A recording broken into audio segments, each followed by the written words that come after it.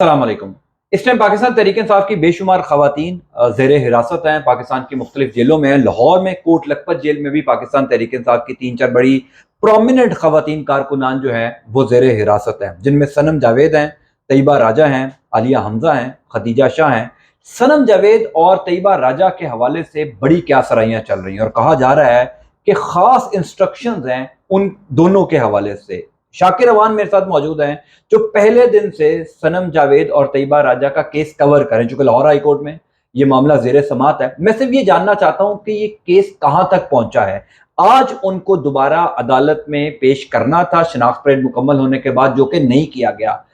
یہ شاکر اوان صاحب جو گزشتہ کئی عرصے سے عدالتی کارروائیاں کور کر رہے ہیں، اس اسپیسیفک کیس میں ان کو کیا سمجھ آئی ہے کہ معاملہ کہاں رکا ہے، اور کیا صنم جاوید اور طیبہ راجہ باہر آ جائیں گی یا ابھی ان کا آنا مشکل ہے؟ شاکر صاحب سے جانتے ہیں۔ شاکر بھائی بہت شکریہ۔ شاکر بھائی یہ بتائیں کہ ابھی تک آپ نے سارے کیس میں، صنم اور طیبہ کے کیس میں کیا نوٹ کیا ہے، کہاں معاملہ رکا ہوا ہے؟ شکریہ زین بھائی، جو آپ نے بات کی کہ کیس کہاں تک پہنچا ہے، جس طرح آپ نے ابتدا میں بسم اللہ کی اور بسم اللہ کے بعد آپ نے اپنے پروگرام کا آغاز کیا، تو ابھی تک صنم اور طیبہ کے معاملے میں بسم اللہ نہیں ہوئی، یعنی ابھی تک ان کے کیس کا آغاز نہیں ہوا۔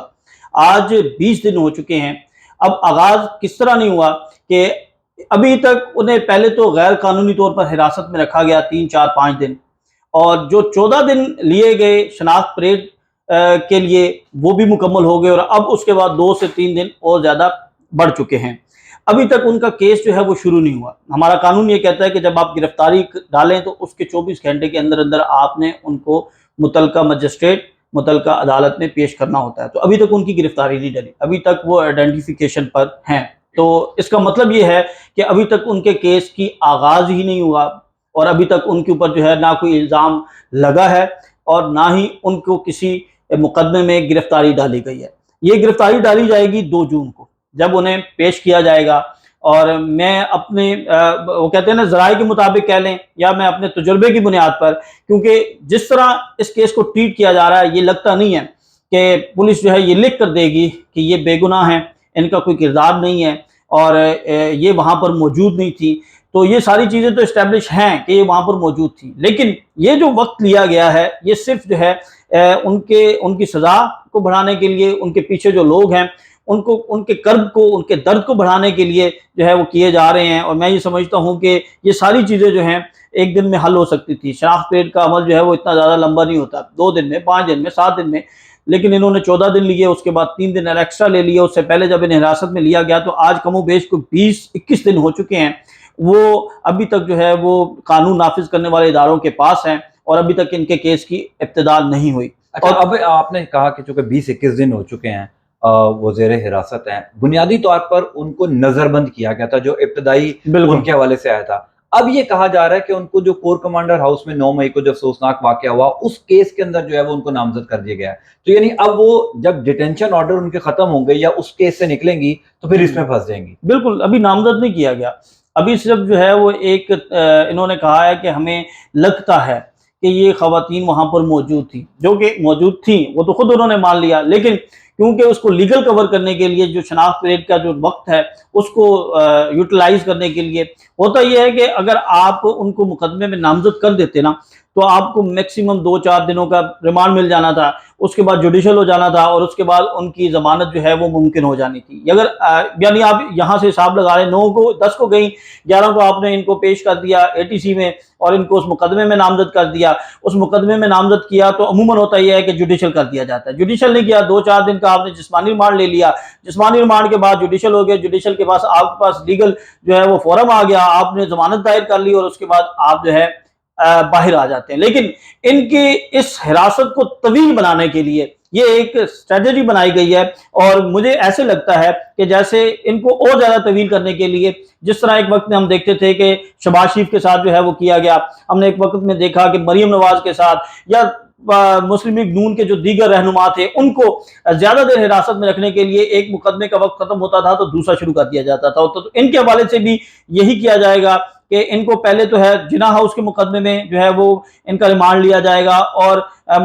میری جو انفارمیشن یا میں اپنے جو سورسز یا تجربہ کہہ لیں کہ دوسرے میں جو ہے وہ لبرٹی والا بھی ان کے اوپر ڈال دیا جائے گا، پھر تیسرا کو مقدمہ ڈال کر ان کو جو ہے وہ لمبا رکھنے کی کوشش کی جائے گی اور ان کو لمبا لے کے چلنے کی کوشش کی جائے گی۔ اب اس کے پیچھے محرکات کیا ہیں، کس کی ذات کو تسکین پہنچائی جا رہی ہے، کون اس کو مانیٹر کر رہا ہے، کیونکہ یہ جو دو خواتین ہیں نا، ان خواتین کی جو ایک چیز سب سے اہم ہے وہ ہے یہ ووٹر ہیں، یہ سپورٹر ہیں، اس سے آگے یہ نہیں ہے، نہ یہ عہدیدار ہیں، نہ انہوں نے کبھی کوئی پاکستان تحریک انصاف کا عہدہ رکھا اور نہ ہی کبھی انہوں نے کبھی انہیں دیا۔ یہ صرف سوشل میڈیا ایکٹیوسٹ کہہ سکتے ہیں، ان کو سپورٹر کہہ سکتے ہیں، ان کو ووٹر کہہ سکتے ہیں۔ تو ان کے حوالے سے جو یہ خاص ایک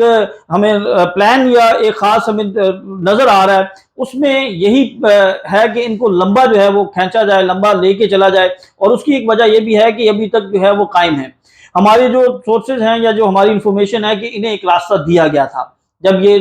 نظر بندی کے بعد، جب شناخت پیٹ یا نظر بندی والے سینیریو میں تھی، تو انہیں ایک راستہ دیا گیا تھا کہ آپ اعتراف کریں، آپ ایک ویڈیو بیان جو ہے وہ جاری کریں جس میں آپ معافی مانگیں، اور ہم آپ کو جو ہے وہ پھر آپ کو اس حد تک جو ہے وہ ریلیف دے دیں گے کہ آپ عدالتوں سے جا کر جو ہے وہ ضمانت لے لیں، اور آگے اگر کیس میں آپ کی انوالومنٹ نہیں ہوتی، یعنی آپ اس انتہائی قدم میں نہیں شامل، تو پھر آپ جو ہے وہ رہا ہو جائیں گی یا اس کیس سے نکل جائیں گے۔ لیکن اگر آپ معافی نہیں مانگیں گی، اگر آپ ویڈیو بیان ریکارڈ نہیں کروائیں گی، آپ پشیمانی کا اظہار نہیں کریں گے، تو پھر آپ کو جو ہے وہ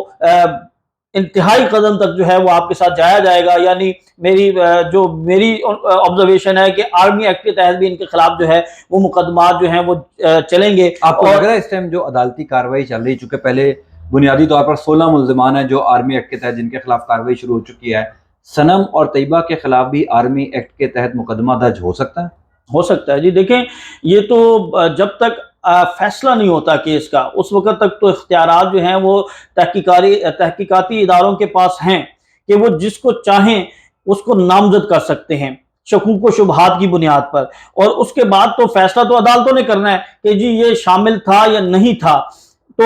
اس کی ایک مثال میں آپ کو اور دے دیتا ہوں کہ جو لوگ پریس کانفرنسز کر کے رہا ہو رہے ہیں، تو وہ اسی بنیاد پر رہا ہو رہے ہیں کہ یہ اگر آپ لوگ نہیں پریس کانفرنس کریں گے، آپ لوگ معافی نہیں مانگیں گے، آپ لوگ راہیں نہیں جدا کریں گے، تو پھر ہم شک کی بنیاد پر، یعنی جو 109 ہے جس میں ذوالفقار علی بھٹو کو بھی جو ہے وہ پھانسی دے دی گئی، تو اس بنیاد پر ہم آپ کو بیچ میں ڈالیں گے اور پھر یہ معاملہ لمبا چلے گا، پھر دیکھتے ہیں 2 سال 4 سال 5 سال تک یہ کہانی چلے گی، اتنی دیر تک آپ کو جیل میں رہنا پڑے گا۔ تو یہ کہانی کچھ اس طرح بنتی نظر آ رہی ہے، میں بھی اس طرح نہ ہو، لیکن جو صورتحال جو اس وقت ایک ذائچہ میں دکھ رہا ہے، جو ہمیں لگ رہا ہے کہ جو پلان ہے یا جس طرح اس کیس کو لے کے چل رہے ہیں آگے، میں آپ کو بتاؤں کہ جو اس کی پروسیکیوشن ہے نا، اس میں حکومت نے جو ہے وہ بڑی زبردست تیاری کی ہوئی ہے۔ یعنی یہ تو معاملہ ابھی تک جوڈیشل تک ہے، اس معاملے کو منطقی انجام تک یا اس معاملے کو لمبا لے جانے کے لیے جو ہے وہ بڑے خاص وکلا کی، اور وہ وکلا جو مسلم لیگ نون کے انتہائی قریب ہیں، بڑے ہی ان کے اعتماد والے وکلا ہیں، ان لوگوں کو اس ٹیم میں شامل کر لیا گیا۔ ہمارے پاس یہ پکی انفارمیشن ہے کہ ان کو نوٹیفیکیشن بھی دے دیے گئے ہیں، لیکن اس فیز کے بعد اگلا فیز شروع ہوگا اور اس میں کوشش کی جائے گی کہ اس معاملے کو زیادہ سے زیادہ دیر تک لے کے جایا جائے، تاکہ یہ جتنے لوگ اس میں ملوث ہیں یا جن لوگوں کو ملوث کیا جاتا ہے یا جن لوگوں کے اوپر شکوک و شبہات کا اظہار کیا جاتا ہے، ان کو جو ہے وہ لمبی جو ہے وہ انہی تک لے کے جایا جائے۔ اچھا، ابھی آپ چونکہ اس معاملے کو کور کر رہے ہیں، یہ آخری سوال ہے میرا۔ عدالت کے اندر ہم دیکھتے ہیں کہ سنم کی والدہ بھی آتی ہیں، ان کی بیٹی بھی آتی ہیں، ان کے والد صاحب بھی آتے ہیں، ان پر کیا بیت رہی ہے؟ آپ کی ظاہر ہے مسلسل ان سے بات چیت بھی ہے، کیا سچویشن ہے اس ٹائم ان کی فیملی کی، چونکہ وہ ظاہر ہے شادی شدہ خاتون ہے، طیبہ کے بھی جو اہل خانہ ہے وہ بھی وہاں پر آتے ہیں، تو ان دونوں لڑکیوں کی جو فیملی کی صورتحال ہے وہ ذرا بتائیے گا۔ دیکھیں ذہن صاحب، یہ تو بات کرتے ہوئے نا میرے رونگٹے کھڑے ہو جاتے ہیں۔ ان کی والدہ سے جب جتنی مرتبہ گفتگو ہوئی، وہ بہت زیادہ جو ہے وہ پریشان ہوتی ہیں، اور ہمیں جب بھی ان سے بات کرتے ہیں تو وہ آپدیدہ ہو جاتی ہیں اپنی بیٹیوں کے حوالے سے۔ وہ کہتے ہیں کہ میری یہ بیٹی مجھ سے 18 دن دور نہیں رہی، اور 18 منٹ یا 18 گھنٹے دور نہیں رہی، تو آج اس کو 18 دن ہو گئے ہیں کہ میں نے اس کی شکل نہیں دیکھی۔ اور پھر اس کے بعد سنم کی جو ہے 2 بچے ہیں، اور ایک بیٹی ان کی ATC میں آتی ہے، اور وہ آپ اس کی ویڈیو بھی وائرل ہے، تو یقین کریں کہ وہ جب اس کو میں دیکھتا ہوں اور جس طرح وہ بات کرتی ہے اور جس طرح ہر روز وہ اس آس پہ آتی ہے کہ میں اپنی والدہ سے ملوں گی، اور پھر ایک جو سائیکولوجیکل اس کے اوپر امپیکٹ پڑ رہا ہے، بچی ہے، اور وہاں پر ہم بچے خواتین دیکھتے ہیں، چھوٹے چھوٹے بچوں کو لے کر آئے ہوتے ہیں جن کی شناخت پیڑ نہیں ہوتی. تو یہ انتہائی جو ہے وہ جو ٹراما میں سے گزر رہی ہیں، میں بیان نہیں کر سکتا بطور والد. میں جب یہ مناظر دیکھتا ہوں تو یقین کریں کہ میرے اندر جو ہے نا وہ ہمت نہیں رہتی. میں اس چیز کو رپورٹ کیسے کروں، یہ بات کیسے کروں کہ بچوں کے ذہنوں پر جو ہے وہ کیا جو ہے وہ امپیکٹ جا رہا ہے کہ آپ کسی کی والدہ کو دہشت گرد بنا کر پیش کر رہے ہیں، اور ایسا اس طریقے سے جب پیش کرتے ہیں تو یقین کریں کہ وہ بیان نہیں ہو سکتا. ان کی والدہ ہمیشہ جب بھی ملے ہیں وہ بہت زیادہ پریشان، بہت زیادہ غمگین، اور پھر اس کے بعد ان کے والد جو ہیں وہ میں کہتا ہوں کہ جتنی ان کی تعریف کی جائے کم ہے. جس طرح وہ اپنی بچیوں کے ساتھ کھڑے ہیں، جب ہماری بات ہوئی تو ہمیں پتہ چلا کہ وہ پچھلے 1 سال سے ان کے ساتھ ان کا پولیٹیکلی جو ہے وہ ان کا اختلاف چل رہا تھا. وہ پاکستان پیپلز پارٹی کے جیالے ہیں، اور ہم نے یہ دیکھا ہے کہ لاہور کے اندر میں اگر ذکر کروں تو کوئی 2-3 گھر ہوں گے جن کے اوپر جو ہے وہ پیپلز پارٹی کا جھنڈا، اور اگر جیالوں کی بات کریں تو یہ واحد ہیں جن کے گھر پر پاکستان پیپلز پارٹی کا جھنڈا آج تک کی تاریخ میں لگا ہوا ہے، اور وہ اون کرتے ہیں اور وہ یہ کہتے ہیں کہ وہ پاکستان پیپلز پارٹی کے ہیں. لیکن کیونکہ جمہوری سسٹم ہے تو کہتے ہیں کہ ان کی اپنی بچیوں کے ساتھ اس معاملے پر جو ہے وہ گزشتہ 1 سال سے اختلاف رائے چل رہا تھا، اور بول چال تک بند تھی. یعنی وہ اس حد تک جو ہے وہ پیپلز پارٹی کو سپورٹ کرتے ہیں. لیکن پھر جب یہ معاملہ آیا تو وہ کہتے ہیں کہ میں اپنی بچیوں کو موت کے منہ میں تو نہیں چھوڑ سکتا، اور ایک بچی جو ہے اس کا پتہ ہی نہیں ہے وہ کہاں پر ہے، دوسری بچی جیل میں ہے. تو ان کے لیے جو ہے وہ ایک قیامت ہے. اور سب سے بڑی قیامت یہ ہے کہ دیکھیں زین صاحب، جو ان کے والد ہیں، ان کی جو والدہ ہیں، جو ان سنم کی نانی ہیں، وہ اس وقت کوما میں ہیں. یعنی جب انہیں یہ خبر ملی تو وہ برداشت نہیں کر سکی، اور اس کے بعد وہ کس ٹراما میں چلی گئیں یہ بیان نہیں کیا جا سکتا. اور ان کی فیملی جو ہے وہ پوری رات پہلے والدہ کے پاس ہے، نانی کے پاس ہے، پھر دن کو جو ہے وہ عدالتوں کے چکر لگا رہے ہیں. پھر عدالتوں میں جس طرح ان کو رسپونڈ کیا جا رہا ہے، یقین کریں کہ وہ جو وہ بات کرتے ہیں کہ جو ایک ریمارکس تھے جج صاحب کے، وہ آج تک میں سوچ بھی نہیں سکتا تھا لبرٹی کیا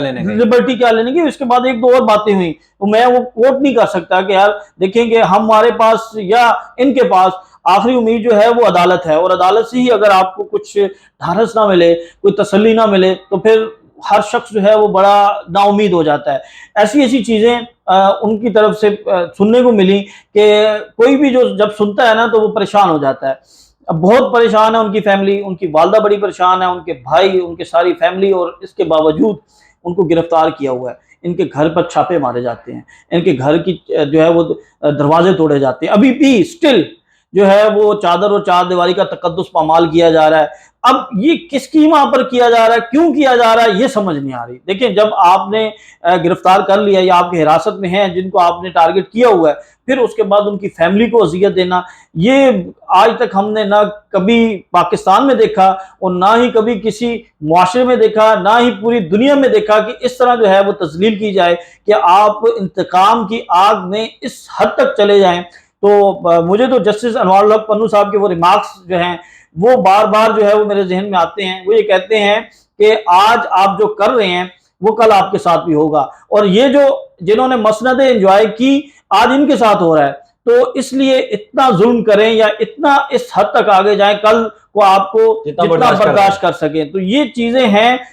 میں نے دیکھا ہے کہ جو عدلیہ ہے، ججز ہیں، وہ بھی بڑے جو ہیں وہ مایوس ہیں اس سارے عمل پر، کہ جس طرح جو ہے وہ ڈیٹینشنز کی گئی. اب ڈیٹینشن کے بعد اب وہ اسی طرح تھوک کے حساب سے واپس لی جا رہی ہیں. ڈی سی روز آتا ہے جی ہم نے سارے ڈیٹینشن آرڈر واپس لے لیے ہیں. تو اس موقع پر بھی وہ کہتے ہیں کہ جی میں اس بات کا انتظار کر رہا ہوں کہ کوئی شخص ان کے خلاف حد تک کہ عزت میں آئے تو پھر میں ڈیسائیڈ کروں گا کہ پھر یہ ساری زندگی یاد رکھیں گے کہ کس طرح کسی ایک ایسے شخص کو غیر قانونی طور پر نظر بند کیا جائے. جسٹس امجد رفیق کا ایک فیصلہ آیا، انہوں نے ایک شخص کو یومیہ 5,000 روپے جرمانہ ادا کرنے کا حکم دیا کہ آپ نے کیوں ایک ایسے شخص کو پکڑا، ایک ایسے شخص کو نظر بند کیا جس کا نہ تو اس پارٹی سے تعلق ہے، نہ اس کا پولیٹکس سے تعلق ہے، نہ اس کا کوئی لینا ہے نہ کوئی دینا. تو اس طرح کے ایک نہیں ہزاروں واقعات جو ہیں وہ آپ کو عدالت کی راہداریوں میں ملیں گے، اور جب آپ سنیں گے کہ جس طرح آپ ان کے پیاروں کو وہاں پر